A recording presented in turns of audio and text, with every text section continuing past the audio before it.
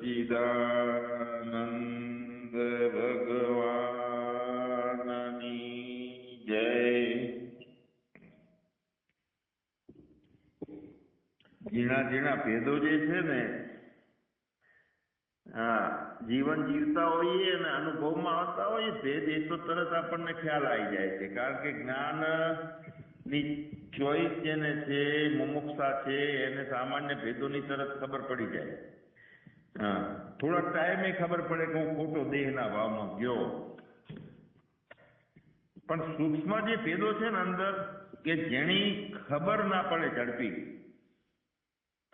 એ સૂક્ષ્મ ભેદો તો પૂર્ણ વિવેક, જેટલો વિવેક ઓછો એટલા ભેદો ઓછા થાય, પણ જેટલો પૂર્ણ વિવેક થાય તો ભેદો પૂર્ણ મટી જાય. વિવેકના આધારે ભેદો મટે બધા. તો ભેદ, સૂક્ષ્મ ભેદો છે એ ભ્રાંતિઓમાં રાખે છે આપણને વધારે પડતો પરમાત્મા ગોતવામાં નો વિષય, પરમાત્માને ગોતવાનો વિષય લાંબો સમય સુધી ચાલુ રહે, એ સૂક્ષ્મ ભેદ કરાવે આપણને. એટલે હકીકતમાં જે પોતાની મોજ છે, નિજાનંદ છે, એને ઘણા બધા નામ આપે છે. આત્માનંદ, નિજાનંદ, અદ્વૈતનો આનંદ, પરમ આનંદ, મુખ્ય આનંદ, યોગાનંદ, આ બધા ઘણા નામ આપે છે. પણ હકીકતમાં એક પોતાના ચેતનના જ નામો છે. આ પોતાને જ એક વિષય કરવાનો છે. હવે અહીંયા વિદ્યાનો આનંદ અને વિષયોનો આનંદ, આની અંદર સૂક્ષ્મ ભેદો રહી જાય. સ્વયં પ્રકાશ પોતે, સ્વપ્રગટ, સ્વસંવેશ પોતે પોતાને જ જાણી શકે અને પોતે સ્વયં પ્રગટ છે અને પોતે જ પોતાને પ્રકાશ કરે છે. સ્વયં પ્રકાશ છે અને બધાને પ્રકાશ કરે છે. એ મુખ્ય છે આમાં. તો એમાં વિદ્યાનો આનંદ ને વિષયના આનંદથી પોતાનો જલકમલવત મેરે અપને સિવા કુછ નાહી, સ્વયં પ્રકાશ બ્રહ્માનંદ, એ બ્રહ્મનો આનંદ જ વિષયના અને વાસનાના આનંદને ઉત્પન્ન કરે છે. એમ વાત કરે છે એ પંચદશીમાં. એટલે પોતાનાથી નોખો થયો ને, બ્રહ્માનંદ જે છે, મુખ્ય આનંદ, પરમ આનંદ, એ જ વિદ્યાનો આનંદ અને વિષયનો આનંદ ઉભો કરે છે. એટલે વિદ્યાનંદ અને વિષય આનંદ નોખો પડ્યો એવી ક્યારે ખબર પડે કે એકદમ સૂક્ષ્મ સ્થિરતા હોય, સૂક્ષ્મ બુદ્ધિ હોય.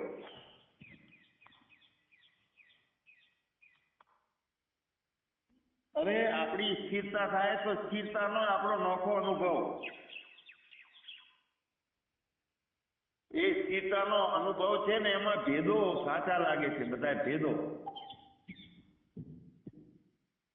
અને એ ભેદોનું મુખ્ય કારણ શું છે? ભેદો સાચા લાગે છે કે હું પહેલા કરતા વધારે સમજણમાં આવ્યો, આ એ ભેદ છે ને પોતાનામાં.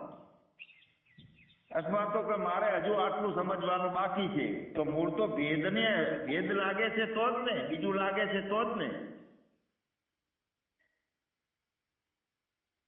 તો સ્થિરતાનો અનુભવ એ પણ, પછી અસ્થિરતા થઈ, ગતિ થઈ, એ પણ આ બધા ભેદો સાચા લાગે છે આપણને. બે પણ થાય છે ને, દ્વૈતો થાય છે, એ બધા સાચા લાગે છે. મૂળમાંથી દ્વૈત ખતમ થઈ જાય, મૂળમાંથી. તો જગતને મિથ્યા જે જાણવું છે ને, એ તો તોય અઘરું તો છે જ, પણ એટલું ને એટલું અઘરો આ કલ્પિત દ્વૈતો છે એને બિલકુલ મટાડવા, એ અઘરું છે.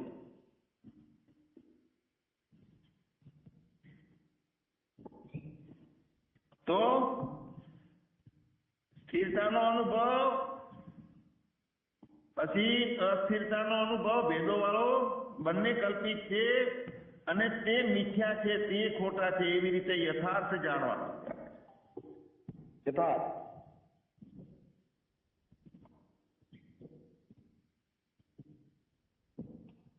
તો એ દેશકાળના કારણે બદલાય છે. એક સરસ વેદાંતનો પ્રાર્થનામાં એક વાત આવે છે કે માયાએ પછી દેશકાળ રચીને વિચિત્રતા તેમાં પૂરી. વિચિત્રતા એટલે ભેદ, એક સારું ને એક નબળું, એક બહુ ગમતું એક ઓછું ગમતું, આ બધી વિચિત્રતા.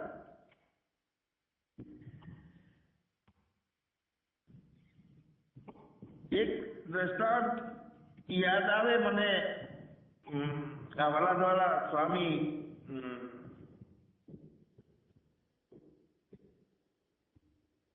કૃષ્ણાનંદ તીર્થ એમના બાપુ માધવ એમના માધવ તીર્થ દેશકાળની વિશે એક સરસ વાત એમને કરેલી હતી કે મુસાફરી વખતે થાક લાગે એટલે રસ્તો લાંબો લાગવા માંડે. સમજી લો કે 5 કિલોમીટર જાઓ છે, 4 કિલોમીટર ચાલ્યા, બીપી લોડ થઈ, થાક લાગવા માંડ્યો તો સહજમાં 4 કિલોમીટર તો કાપી નાખ્યું, પણ બાકીનો 1 કિલોમીટર છે એ 4 કિલોમીટર કરતા લાંબો લાગે. એટલે કાળ ફરી જાય છે, લાંબો થઈ ગયો કાળ. એમાં 4 કિલોમીટરમાં જે કાળ હતો એ 1 કિલોમીટરમાં લાંબો થઈ ગયો, ફરી ગયો. આપણે અહીંયા નિલેશભાઈ છેક અમેરિકા બેઠા છે અને અત્યારે ત્યાં કને રાતના 12 વાગ્યા છે, સમજી લો. અહીંયા દિવસ છે.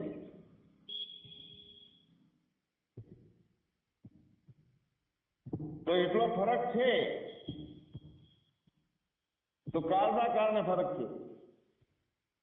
અત્યારે ત્યાં રાત્રિ છે. હવે જુઓ, એવું થાય પૃથ્વી સૂર્યની સામે 1 કલાકમાં 1000 માઇલનું ચક્કર લે છે, સમજી પૃથ્વી.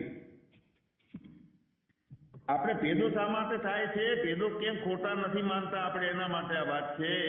1 કલાકમાં 100 માઇલનું ચક્કર લે છે પૃથ્વી સૂર્યની સામે. તો હવે એને આધારે એને લઈને રાત્રિનો દિવસ ને દિવસની રાત્રિ જણાય. નિલેશભાઈ વિમાનમાં બેસી અને અહીંયા પૂર્વથી પશ્ચિમમાં બાજુ જાય છે અને જો એમની જવાની ગતિ કલાકના 1000 માઇલની હોય તો સૂર્યની સામે પૃથ્વી જે 1000 માઇલની ગતિથી ફરે છે, એમાં અહીંથી મુસાફરીની ગતિ જો કલાકની 1000 માઇલની હોય, એવું વિમાન 1000 માઇલની ગતિએ જતું હોય લંડન મુંબઈથી, ત્યારે બપોરે 12 વાગે મુંબઈથી બેસવામાં આવે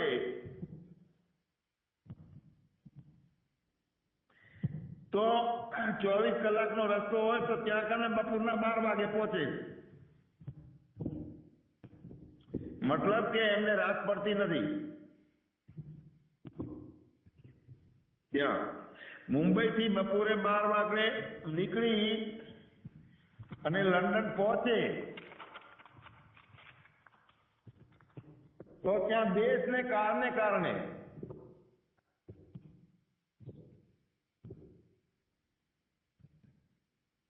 દેશના કાળના કારણે એ સાચો લાગે છે. આ બધું આપણને સ્વપ્નવત જે છે તે સાચું જ છે એટલું બધું દ્રઢ થઈ ગયું. સ્વપ્નની અંદર આવ્યું 1 મિનિટનું સપનું અને 80 વર્ષ સુધીનું જીવન જોઈ લીધું. મેં બાળપણથી માંડી અને છેલ્લે વૃદ્ધ થયા ત્યાં સુધીનું જીવન 1 મિનિટમાં જોઈ લઈએ. વાસ્તવિકતા 1 મિનિટની છે અને 80 વર્ષનું જીવન બનાવી દે છે સપનું.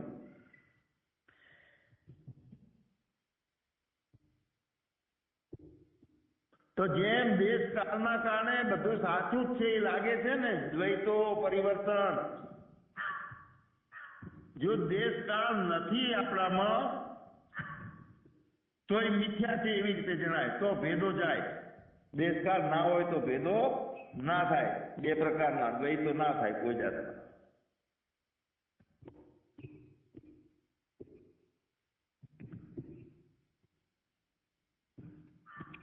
તો લંડન પહોંચે તો બપોરના 12 વાગે. તો ગતિ કરનારનો દિવસ નિલેશભાઈ જાય છે તો એમનો દિવસ તો એમને એમ રહે છે.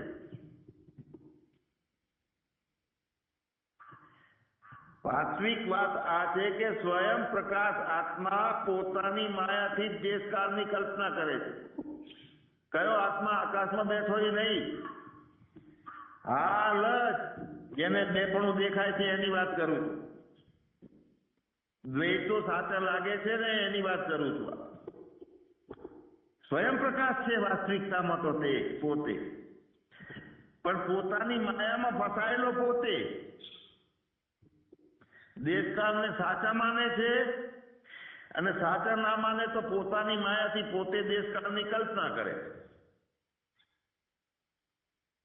અજ્ઞાન જો વિશેષ છે, દ્વૈતો સાચા માને છે કલ્પિતને, તો તે દેશકાળને સાચો જ માને છે. કોણ? સ્વયં પ્રકાશ આત્મા હોવા છતાં પણ હું પોતે મારી વાત કરું છું. વાસ્તવિકતામાં મારામાં કોઈ ભ્રાંતિ નથી એવો મને જાણી લીધો છે, છતાં મને બીજા ના શરીરો, બીજાની ક્રિયાઓ, બીજાના ઉપાસનાઓના આધારે જ્ઞાન છે. તો એ વાત બીજું માન્યું બસ.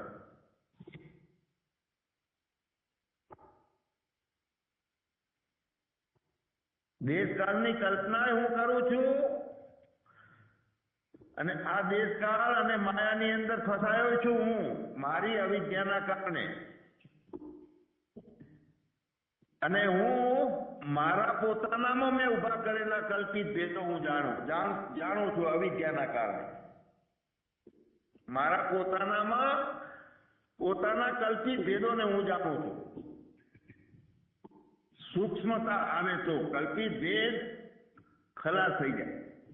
જેને ખબર પડે ને કે મારા પોતાનામાં હું આ બધા કલ્પિત ભેદો માનું છું, ક્યારેય ખલાસ થાય. મતલબ એ થયો કે આપણે આત્મા પોતે જ અંતઃકરણમાં વાસના રૂપે રહેલા લૌકિક ભાવો,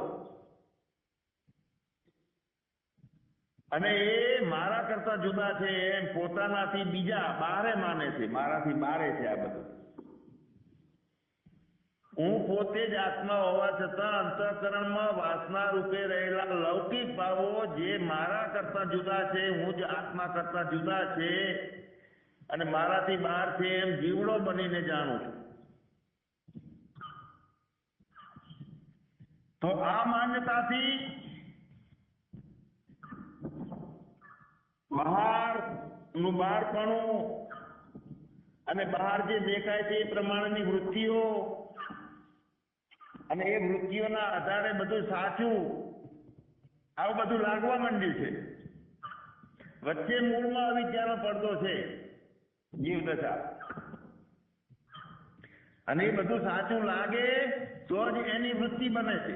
સાચું ના લાગે તો વૃત્તિ બનતી નથી. આ એક અંડરલાઈન કરેલો મુખ્ય પોઈન્ટ છે.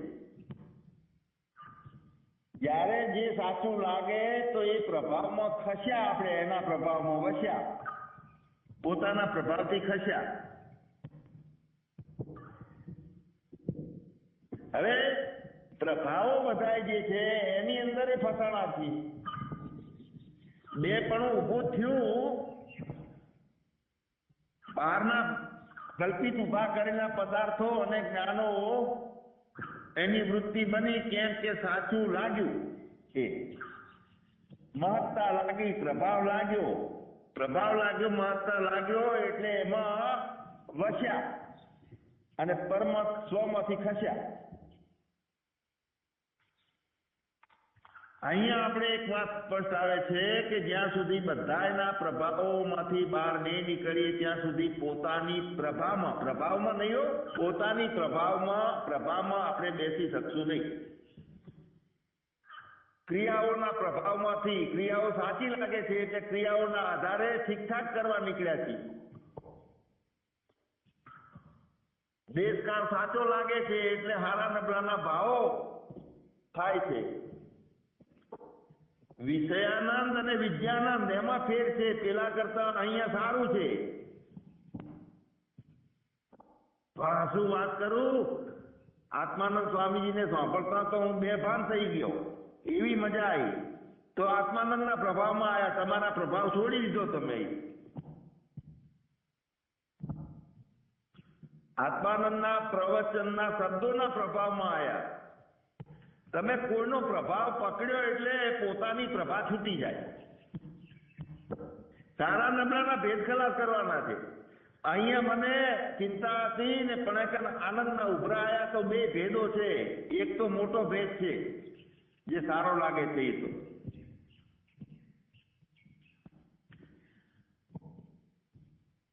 પ્રભાવમાં નહીં પ્રભાવમાં રહેવાનું છે.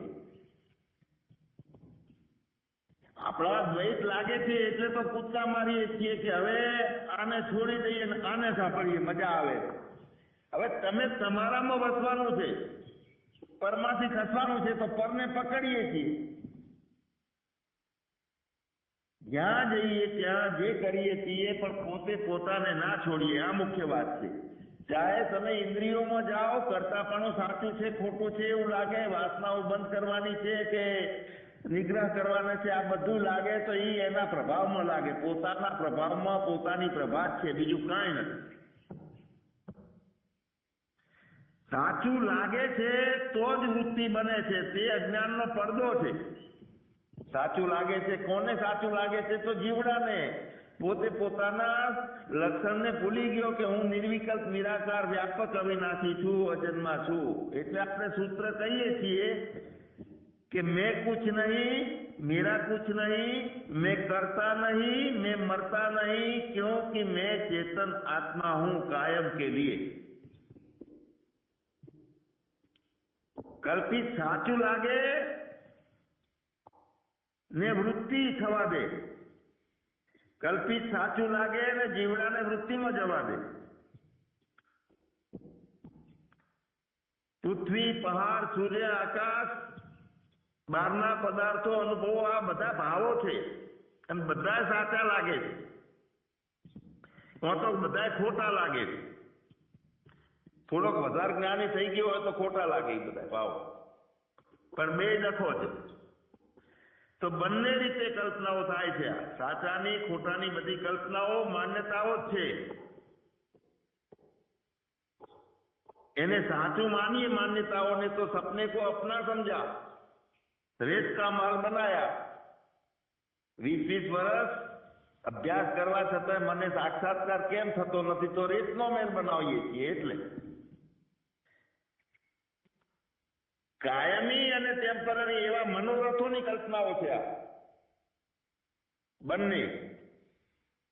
પૃથ્વી છે, પહાડ છે, સૂર્ય છે, કાયમી લાગે છે એવું જણાય છે, માટે કલ્પના એની નથી થતી એવું જણાય છે. કલ્પના નથી થતી એવું એ જણાય છે.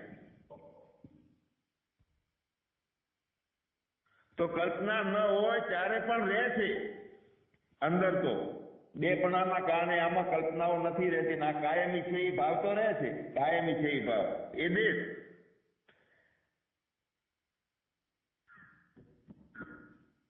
રહે છે, કાયમી છે અથવા કાયમી નથી, એ બધું બંને કલ્પનાઓને જાણનાર એને જાણીએ, એના પ્રભાવમાં રહીએ. બંને કલ્પનાઓને જાણનાર ને જાણવાને પ્રભાવમાં રહીએ તો પ્રભા થઈ જાય, જ્ઞાન પ્રભા. તો આ બધું દેશકાળને લઈને સ્વપ્નવત છે. સ્વપ્ન ખોટું જ છે અને સ્વપ્નને સાચું બનાવવું કે પછી સ્વપ્નના આધારથી સાચા ખોટાની કલ્પનાઓ, સ્વપ્નના આધારથી સાચા ખોટાની કલ્પનાઓ, તે બધી અજ્ઞાનમાં થાય છે.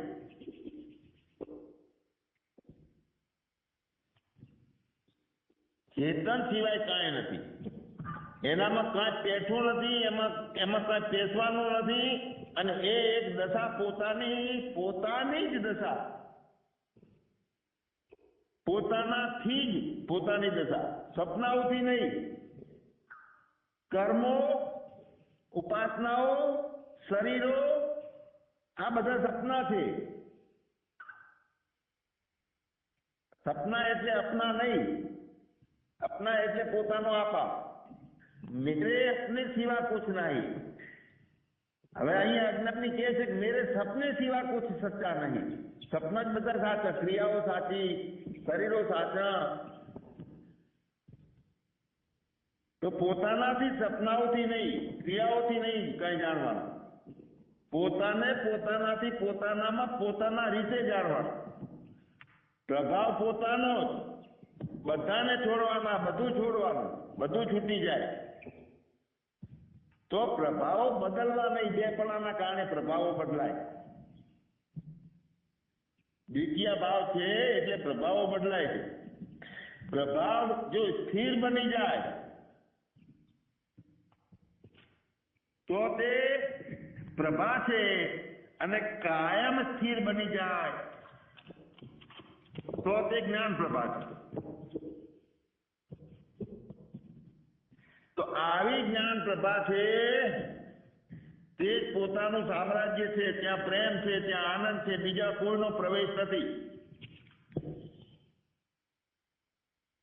પ્રેમના સામ્રાજ્યમાં, જ્ઞાન સામ્રાજ્યમાં બીજું કોઈ અજ્ઞાન નથી, કે પ્રેમના સામ્રાજ્યમાં બીજું કોઈ દુઃખ બેસી શકતું નથી.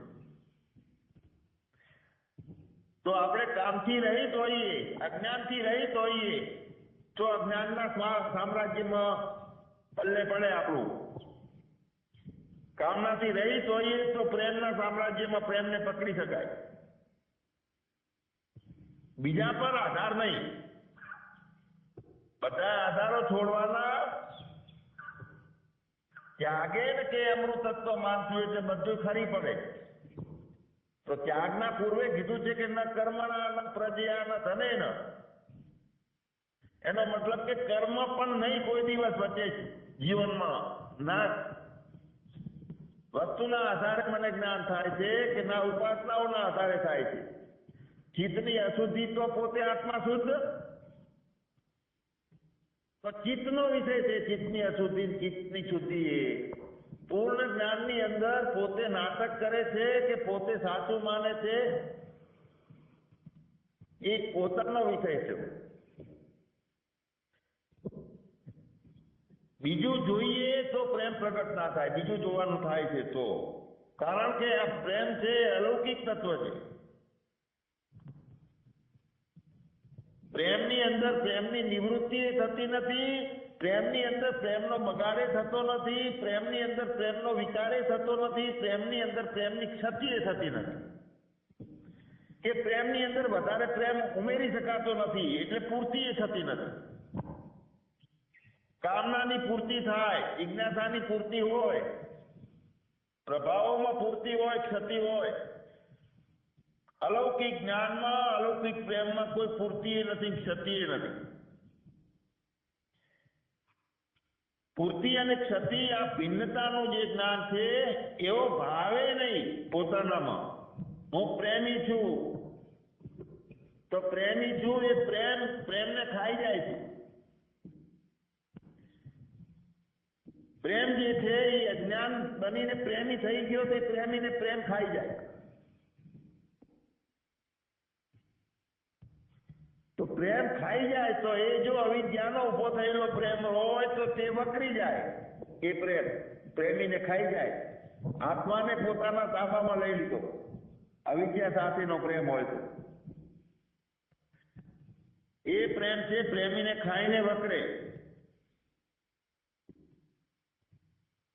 તો અહીંયા આપણા પોતાનામાં આત્મીયતા કેટલી છે? આત્મીયતા એટલે કદી એ બીજું કઈ પકડાતું નથી, બીજું કઈ છે નહીં. તો આવી પોતાનામાં પોતાની આત્મીયતા છે એ મુખ્ય છે. આપણી મુમુક્ષા કેટલી છે, આત્મીયતા કેટલી છે, આ બધી પરાકાષ્ઠામાં હોય તો પ્રેમ સે પ્રગટ હો હી ને જાના એવો જણાઈ જાય. સચ્ચિદાનંદ ભગવાનની